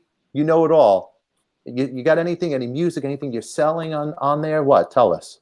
No, I'm not selling. Nothing. Promoting. Nothing. No snake oil. No nothing. Snake oil. Brent's not. He's not a seller. He's a buyer. Hold on. There he is. Oh, Ryan Roxy. What the fuck? I don't know, Roxy. I feel like Mitch Lafon. Hold on a minute. I feel shut out. I'm like Mitch. I know what you feel like now. I feel Canadian. I feel shut out. I feel what the hell, Stefan? Hold on. I could explain. Got me all riled up now. Dude, you have the great John Corabi, the great Brent Fitz, and this schmuck over here of a host, and all of a sudden I could explain. I can't explain anything. I'll explain what happened. I'll explain exactly what happened. Stefan is a little jealous because I was doing an interview with Jared James Nichols. You guys know him as the guitar player. Yeah, he's great. I was doing a taped interview with him and it stepped over the coffee talk time. So I told him, I'll come on for the first couple of minutes because I'd love to say hello to Brent. I'd love to say hello to John. I mean, John already answered my 3 questions I had the other day for him. But, I just wanted to say a quick hello. And then what is this? I don't know what sort of Yiddish word should I use for you? He completely doesn't give me an invite. He Mitch Lafons me. He Lafons me. That's what he did. But hey, hi Mike, how you doing? Mike's just like hanging back like a henchman. You know what I like, Ryan? I like that you just coined a phrase. I got Lafond. I'm going to use that. I got Lafond. Thank you for wearing the Raiders cap, by the way. Of course, buddy. You know what's going to be great? I hope you don't mind that I'm not a bandwagon Raiders fan because I know you are a long-time huge Raiders fan, but because I've never had a real proper NFL team, I think I should be supporting the Raiders moving to Vegas because I'm a Vegas resident, and so we can share the team now, I hope. By all means, man, you guys got you got a team, you got a home team now, and you're going to have a huge empty stadium. I know, right? But you know what? When it gets normal, we'll go to a game together. Let's do that. It will. So I'll see you in like 2030 or whatever. I heard they're still building the stadium. That's what's fucked is that the stadium is still going here. And I was just there, and that stadium is fucking badass. I know. It's just big, black, and menacing. It looks so fucking good. Giant, black, menacing fucking building in the middle of Vegas. It's awesome. But you know what? We're Raiders fans, and every year it's going to be the one. And you guys you have a good team over there, Corabi in Nashville now. I think the Titans might actually go deep, maybe all the way to the big game. I do have to tell you, so I live in Nashville, so I have, obviously supporting the local team, the Titans. But it's funny, born and raised in Philadelphia, so I'm an Eagles fan. Yeah. And then my wife, though, is originally from Simi Valley, California. She is a fucking diehard Raiders fan as well. Oh, yeah. So I just bought a coach, and she actually picked the coach because it is black, silver, and white. And she goes, it's awesome. It's the color of the Raiders. So I have a Raiders coach with an Eagles logo on the door. Nice. There you have it. That's my Raiders story. Simi Valley is filled with Raiders fans and ex-cops that probably had a foot into Rodney King at one point. Right? Oh my God. What are you talking about? It's true, right? That's where it all went down. It's kind of true. Ex-cops. Brent's quick, man. Brent's got the humor, man. I need Brent to admit something, though. Okay, let's all this bullshit aside, because I saw you guys when I first came on, when I was locked out. I was, you're talking about coffee and coffee beans and this and that. I'm going, okay, whatever. Let's get to the real shit. Let's be honest, Brent. You did not like me and Stefan when you first met us, because you were friends with Eric Singer at first, and you didn't. You please tell me you did not like us. No, I think what you're asking me is, so, I was playing with, Bobby Blotzer. I was playing with Bruce and John, and you guys had a lot of gigs going on in Hollywood. And I think it just came down to like our assimilating as far as playing together. And we just never got a chance to play together. And, I stick close to my little circle, and we just never got to connect. We used to do a little bit of those finally when we would play at the Cat Club. But, because when I played with Alice Cooper, you weren't in the band. I was in the band. And that's the thing, we never, each other. So it was just more or less like, I just don't think we got to know each other as musicians. Because, when you can be friends, but when you're actually in a band together, it's a different level. So I just don't think we got to play together. So did I not like you guys? No, of course I loved you guys. We just didn't get to play music together. Okay, because I didn't like you at first. I don't know why. I didn't. Well, the thing is, you're a good guy. And I knew you were a good guy. Eric Singer, you know what? You were one of Eric Singer's other friends. And I didn't, and I guess because you said I didn't know you, I didn't like us. Who is this guy? And Stefan, as much as like, get the pictures away, Stefan. Enough of Bobby Blotzer. We can have him on another show. But Stefan, come on here for a second. Who's doing the doing it? Me and I'm not doing it. Who's doing it? Mike, are you doing that? Someone just leave. This is what I want. It's like, Mike, are you doing it? This is a breakthrough. This is a breakthrough. I want to settle the shit right now because I was being honest. All right. When we first met Brent, we didn't like him, right, Stefan? We didn't know him. And here's the situation. I think now being older, we didn't give him a fair chance because we felt like we were getting snobbed from Brent and our egos got hurt. So to truly admit it, the ego. It's always about the ego, and the ego creates wars. So Brent now was the hot new chick that came down from Canada, the hot Canadian chick. But we were kind of snobby a little to Brent too. You got to admit that. We were on. You were a little bitchy back then, man, because you were friends with Gilby. You were a tequila brother. You had a little ego. I just want to say something really quick about Canadians. And me. Not. Yeah. Can you guys not hear me? I want to We don't want to hear you. Really quick. I was going to throw this in here really quick. Not Brent. Brent's always been great to me, but I have met some Canadian people. First of all, I'm honorary Canadian. I have my friends and my family, my cousins in Etobicoke, Wasaga Beach, whatever. I'm honorary, but working in LA on sessions, and some people I've met from Canada. Not Brent. Brent's been cool, but there's a little bit of an elitist sort of attitude with Canadians in general. Not Brent and me, but maybe that's what you got off of him because you didn't know him. You know what I mean?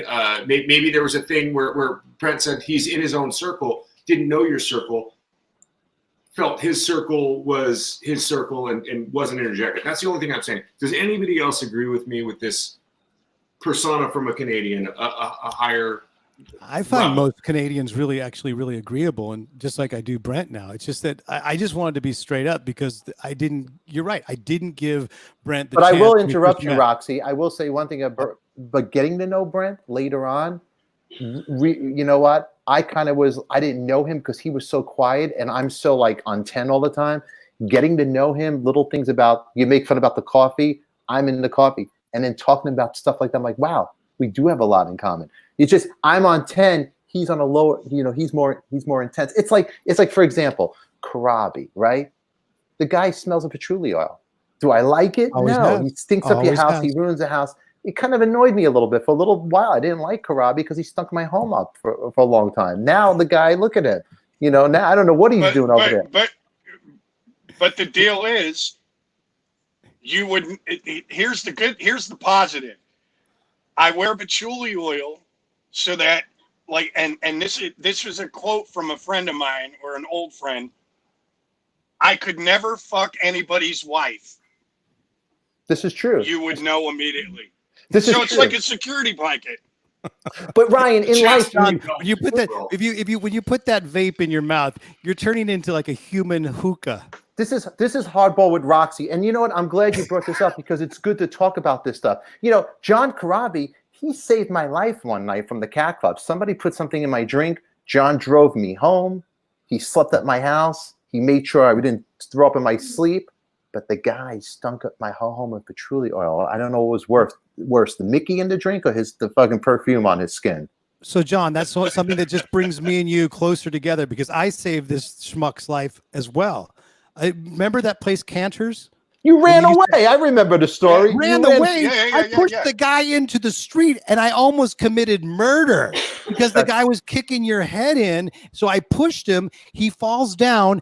I swear to God, a car had to screech on its brakes. It stops like 2 feet from the guy's head. Because there was these assholes from Northern California. It was when that guy Morty, was his name Morty? Morty did the Imposters, the Jam. This stuff is bigger than John's episode in the Dirt movie. This is the stories that they should make a movie about us. But Ryan, more like the gravel. Did the fight in front of Canners, when he got pushed into the street, prior to him getting pushed into the street, did he say, "I'll bite your nose off" to the guy? No, Stephen would say, "I'll bite your nose off" on a weekly basis. It was on. Hey, let me tell you something. There was another time at the Cat Club, or a few other times. Oh, there we go. Now it's like Stephen the bully. No, you know what? Let's talk about. I'll talk about a real story. Hold on, Corabi. Chris Wisey. You know Chris Wisey. This is what I'm talking about. Yeah. This is, and I'll talk about here. This is the way that we're having a breakthrough with Brent, and I've actually come clean and just because if you met, you know what? My feelings, and now I'm like Brent's biggest fan. No, I don't know. Maybe it's the Raider you start trouble on my show. You start trouble. Here's the thing. I'm not sure, but you have to make amends with Chris Weiss. You have to make amends with Chris. People who mess with John Corabi, this guy. Yeah, this is before. This guy messed with Corabi. Here's what happens when you deal with ADIKA and you mess with Corabi. You got to be careful, All right, listen. Okay, all joking aside, man. Chris Weiss and you have to make all love. Let's give a big shout out to Chris Wisey. Chris, we love you, Chris Wisey. Great bass player. Call him Wisey. It's not respectful, dude. He's a Hollywood vampire. He's a Hollywood. I love Chris vampire. Wisey. He's a great guy. But look, we got to wrap this up. We've been here forever, Roxy. You're coming in the show. I had a great talk with Jared James Nichols, by the way. He really quick. I got to tell you something. Was it as good as a talk when I got to meet George Martin? Wow. You know what? How about that, Brent Corabi? How about that? Very impressive. That wins. And that note, everybody, we're gonna take this show home. We're gonna ride out of here. We'll come. We'll have Roxy back. We'll have Corabi. Maybe we could talk some more about the Raiders. We got Mike Fasano. Follow Mike Fasano on Good Kitty, Bad Kitty, Roxy. We love you, Roxy. Prepping for his show. Watch his outfits change. Watch his. You're an asshole. That's my lunch lady look. That's my lunch lady look. And I was if you need somebody to clean your house, call Roxy 771-800. He'll clean it. Roxy, you do a great job. He'll show you how to use the sponge. Left, right, upside down. Follow Mike Fasano, Tiger Army. You know what? Remember, everybody, Brent Fitz, John Corabi loves you. You follow Corabi. Look for his music. He's handsome. He's powerful. We want to give a couple of shout outs to our friends out there. We got Carl Cochran. We love you, Carl. Great guy, great songwriter, great musician. He's part of the group. Another guy you probably had a problem with, Roxy, and trying to start trouble. Right here is Brent, Roxy's best friend. Brent, what does Slash really think about Ryan Roxy? That's what I want to know. The truth. I know exactly what Slash thinks. The truth. Just buy the book. You'll find out. Yeah, buy the book. Read the one paragraph that he spends on the entire 3 years that Snake Pit was a band. Yeah, you're a troublemaker, Roxy. Chris Lombardi from DW. Look at this. Look at that, Chris. If you're watching, Brent is still using your drums, supporting it on my show. So send him a kit. Send me something, Chris. If you need anything, Brent, I'll hook you up. John, does your kid need drums? I'll hook him up with DW. Hey, we got over here Earl, everybody, meet Earl before and after. Follow his podcast. He's wonderful. Did Earl come on today too? You know what, man? Here's the thing, Stefan, you have too much star power. You gotta, I know how to deal I want to with do a shout out to Doc McGee, my friend Doc. We love you. That's Ryan Roxy, the guy right here. If you're watching, Doc, that's who he is. Don't worry about it. He ain't gonna make you richer than you are, Doc. Other than that, man, this show is great, huh? Ryan, I gotta go count my money now. Thank you, Roxy, for helping me. Thank you very much. Really? You know, I hope you're splitting it with the other 5. Oh, I am. This has been, ladies and gentlemen, money. this has been Coffee Talk. This is a great time. And just remember, we're going to drive this ship home. And we want you tomorrow. We're going to have the famous Bruce Kulick is coming on. We're going to be talking about things you don't even know. But before we go, who is Ryan Roxy? Is he on the left? What is we he on got the right? here? Huh? What do we got there? Communicate. We got something to communicate. Mitch Lafon, thank you for showing your 2 questions. We love you. Tame Fury, it's been great. You like the channel? Subscribe to it, share it, love it. What else we're going to talk about? Is that it? Is that the end of the show, Roxy? Seen a grown man naked? You ever seen a grown man naked? That's it. This has been Coffee Talk. You got.